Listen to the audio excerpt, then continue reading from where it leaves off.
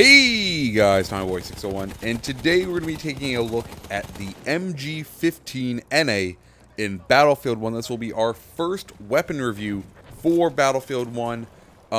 So weapons are a little bit different than how they've been in previous Battlefields. Basically, there's a base model, and then there's different variants, and those are the ones that you can purchase. So you have one base gun, and there's 3 different variants. This was done so that basically you wouldn't create some sort of Frankenstein monster out of your gun like you could in the last Battlefields. Instead, DICE has created pre-selected loadouts, which are these variants, to highlight the strengths of the weapon so that you have something that's particularly effective for the gun. For the MG15 NA, the 3 variants we can get for it are the low weight, the storm, and the suppressive. The low weight recovers from recoils faster after you stop firing. The storm reduces recoil overall on the weapon, and the suppressive doesn't do anything to the base stats, but it does add a larger magazine, a bipod, and a scope. So, talking about those base stats, let's just dive on in. First off, our fire rate is 500 rounds per minute with a bullet velocity of 870 meters per second, which is the highest in the class. You're going to do 23 damage out to 15 meters, and that's going to drop off to 17.5 by 24 meters. This means it's going to be a 5-shot up close and a 6-shot at range. You're going to be looking at a 5.5 second reload. Of course, there's no short or long reload like there are for the other weapons because it's a belt-fed machine gun, so it's just going to be that flat 5.5 seconds. You're going to have a 0.33 vertical recoil and an equal 0.35 pull left and right. Your accuracy is going to be a 0.24 when standing still and a 0.96 when moving, which is the worst in the class as far as an accuracy while moving. So what does all these base stats mean? Well, the real MG15 was meant to be an emplaced weapon, and the stats of this gun reflected it's best used when you're actually in a static position or kind of holding down an area.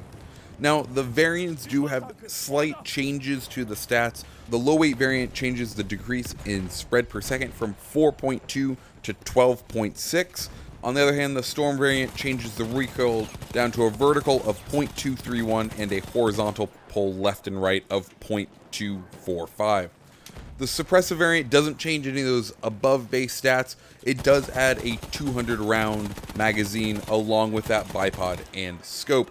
The low weight variant seems like it would be something that's very good for tap firing. That was something we did a lot of back in Battlefield 3 and Battlefield 4. If we wanted high accuracy out of a machine gun, is we tap fired because the first round had less recoil than the rest of the rounds, and it tended to be more accurate. However, in the new game in Battlefield 1, they have the ramp-up mechanic, which means the first couple of rounds are not as accurate as the following rounds. It actually builds accuracy.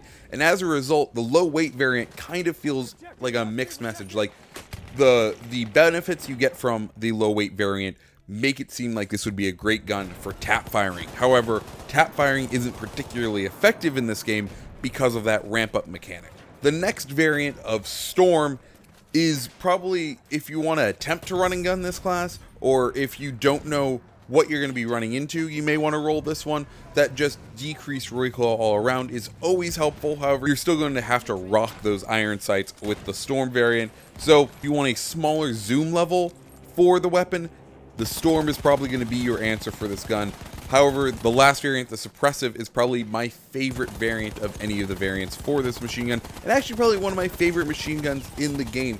It feels like a proper machine gun.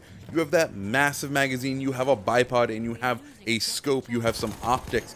So if you're running, you can run up and run and gun with this gun. The base recoil isn't anything that's going to be too hard or too heavy to compensate for, so you're able to run and gun this class. However, if you want to sit back and properly play a support role and deploy that bipod, you have the ability to do that with this variant. And overall, it's my favorite. As far as unlocking these 3 guns, the low weight is going to be available at the 2nd level of the support kit, and the Storm and the suppressive are available at level 3.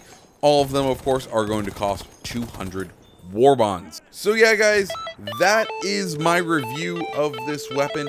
Let me know what you think down below. Is there any gun you want me to review next? Let me know down in the comments. If you liked the video, hit that subscribe button and give me a like, guys. My name's TinyBoy601. I hope you have a great rest of your day.